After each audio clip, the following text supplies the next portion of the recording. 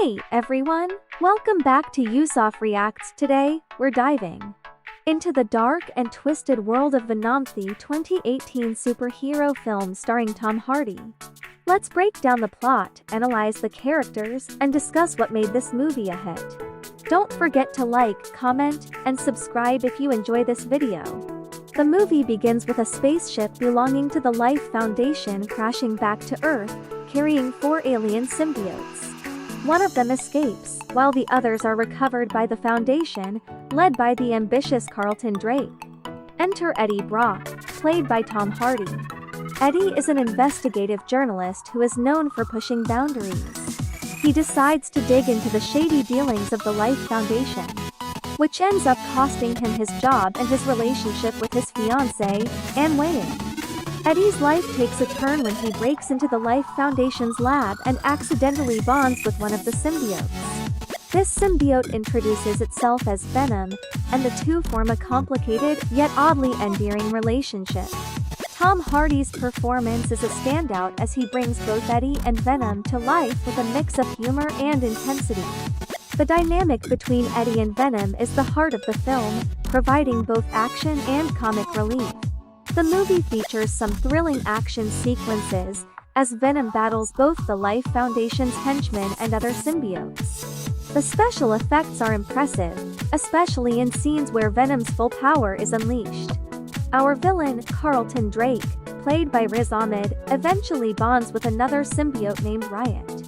This sets the stage for an epic showdown between Venom and Riot, with the fate of humanity hanging in the balance. So, what makes Venom stand out in the crowded superhero genre?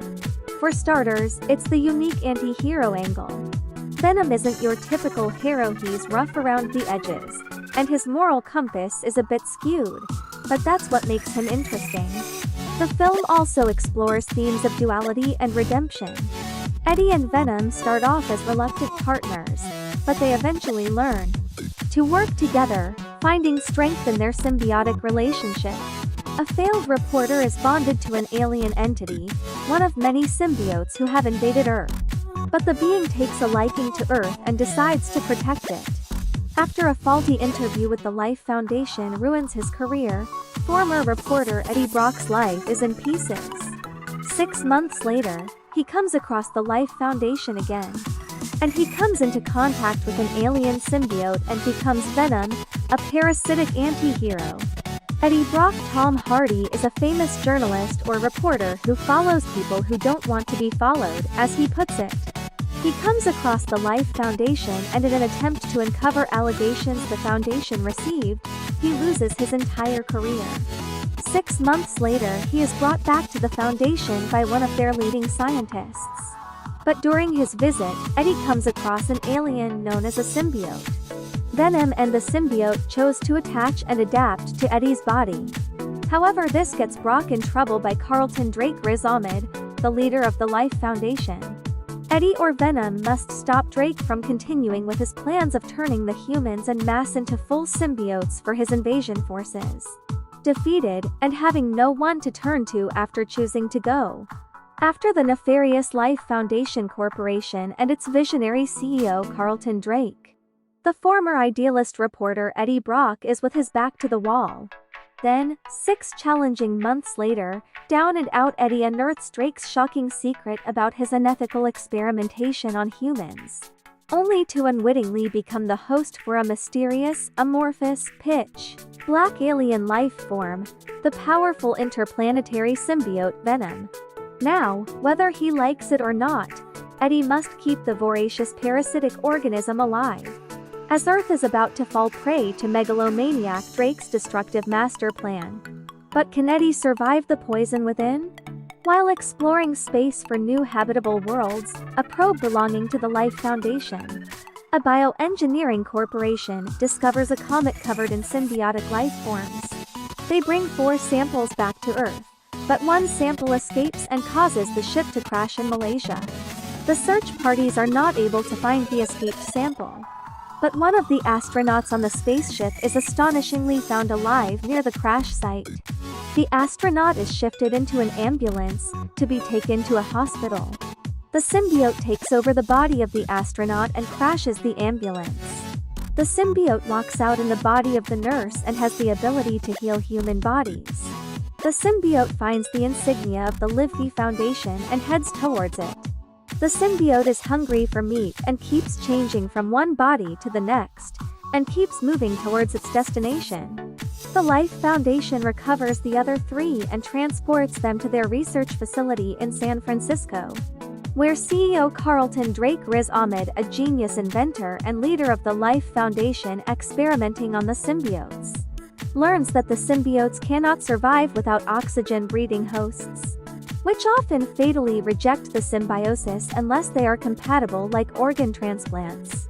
Investigative journalist Eddie Brock Tom Hardy reads about Drake's human trials in a classified document in the possession of his fiancée Anne Wang Michelle Williams, an attorney involved in preparing a lawsuit defense for the Life Foundation. Brock confronts Drake with allegations that he runs a space empire and a pharmaceutical empire to fund his space exploration.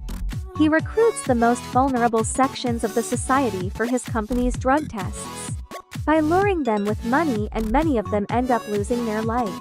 This leads to both Brock and Wang losing their jobs. Consequently, Wang ends their relationship.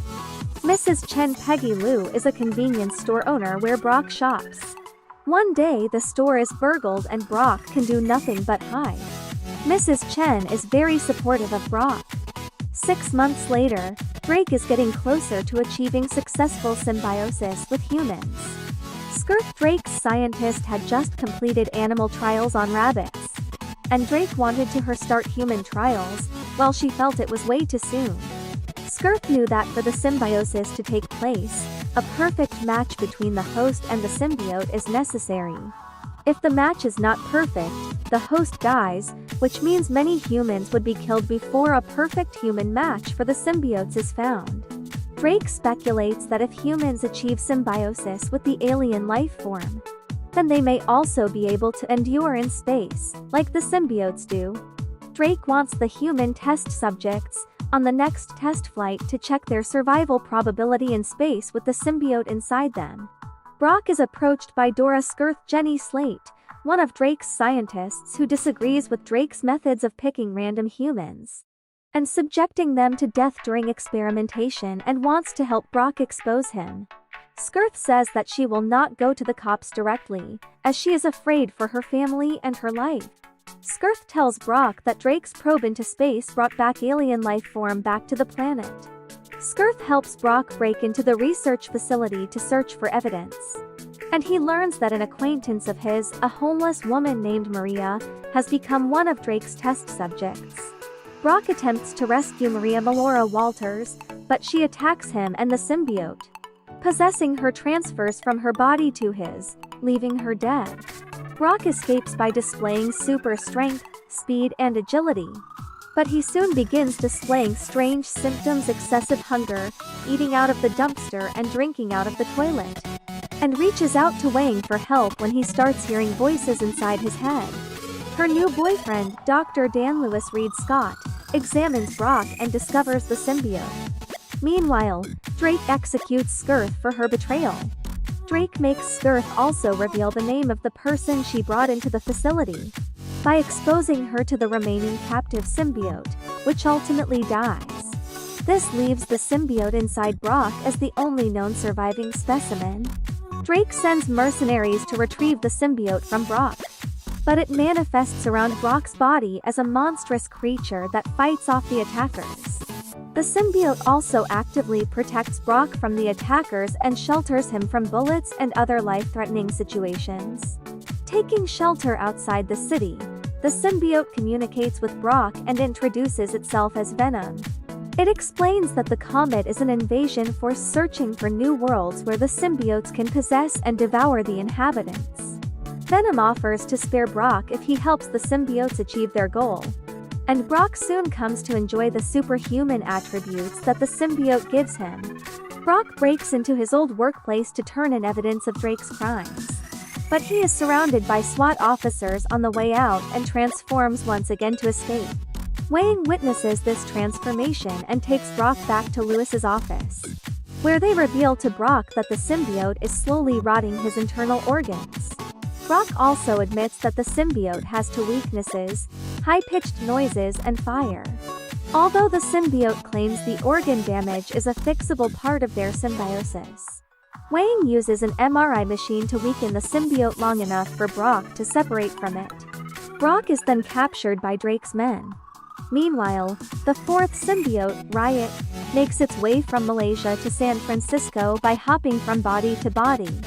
It bonds with Drake, who agrees to take Riot in a Life Foundation space probe to collect the rest of the symbiotes and bring them to Earth. Wang reluctantly bonds with Venom so they can free Brock. When Brock and Venom are bonded again, the latter states that he has been convinced to help protect the Earth from his kind through his interactions with Brock, and the pair attempt to stop Riot and Drake with Wang's help. Venom damages the probe as it takes off, causing it to explode and kill both Riot and Drake. Wang believes Brock is no longer bonded to Venom after this, and that the symbiote also died in the explosion. However, the pair remain secretly bonded and set out to protect the city by killing criminals. Brock also returns to journalism, and in a mid-credits scene he is invited to interview incarcerated serial killer Cletus Kasady, who promises carnage if and when he escapes. Venom is about the symbiotic relationship of man and alien, with the latter being the gross one. Funny at times, with a lovely performance from Tom Hardy. If you are a fan of Mr. Hardy, this is going to be entertaining for you. First half goes very well in terms of setting the story and the Venom universe. Second part is more about action, and there it has a few flaws, but it is still fun and interesting to watch. It is a cool view on the almost anti-hero Venom or Eddie character that kept my attention. I had a good time watching this in the theaters, and I'll definitely have a second view when it comes out in Blu-ray or DVD. So, all in all, it's not the best action film of all times or even of 2018. Overall, Venom is a fun, action-packed ride that doesn't take itself too seriously. It's not without its flaws. The plot can be a bit messy, and some characters aren't fully developed, but Tom Hardy's performance and the film's unique tone make it worth watching. With a sequel already out, it's clear that Venom has carved out its own niche in the superhero world.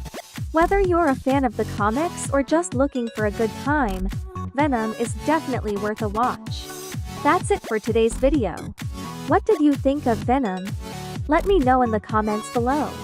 And if you enjoyed this breakdown, give it a thumbs up and subscribe for more movie reviews and analysis. Thanks for watching, and I'll see you next time.